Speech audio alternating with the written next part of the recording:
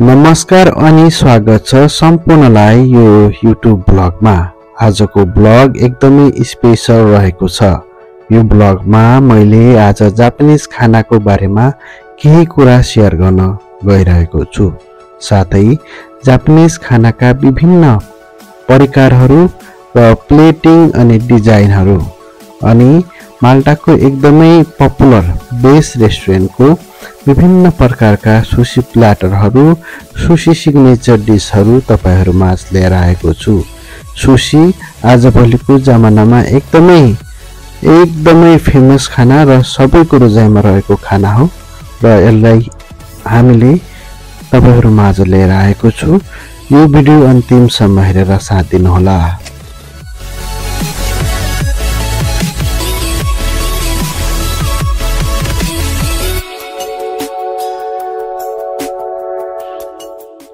Sushi Japanese खाना हो। यो खानाको सुरुवात जापानबाट भएको थियो। यो खाना बनाउँदा धेरै भन्दा धेरै काँचो माछाको प्रयोग गरिन्छ। साथै यो खाना बनाउँदा चामलको पनि प्रयोग गरिन्छ।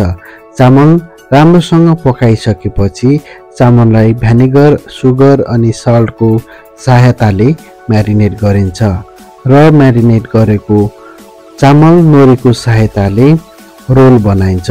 रोलमा विभिन्न प्रकारका भेजिटेबल, तरकारीहरू अनि माछा मासुको प्रयोग गरिन्छ। यो खाना एकदमै फेमस अनि एकदमै हेल्दी पनि रहेको छ।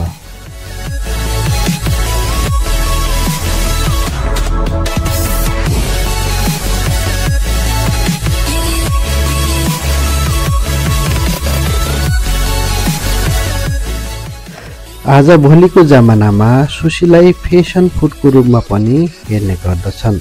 यो खानामा विभिन्न प्रकारका काँचो माछा, भिनेगरको प्रयोग गरिने र हेल्दी पनि भएकोले यो खाना धेरैको रोजाइमा रहेको छ र यसको आकर्षण, डिजाइन अनि एकदमै लुक्स पनि बबाल हुने भएकोले धेरै भन्दा धेरै मानिसको रोजाइमा रहेको खाना सुशी हो।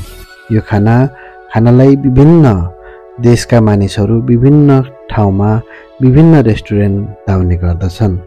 यो भिडियो तपाईहरुलाई कस्तो लाग्यो कमेन्ट गर्न नबिर्सिनुहोला।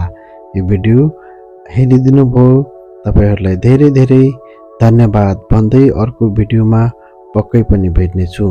यो भिडियोको बारेमा केही जान्न छ, केही जानकारी लिनु छ भने कमेन्ट पनि गर्न नबिर्सिनुहोला भन्दै आजको भिडियोबाट बिदा माग्छु। नमस्कार।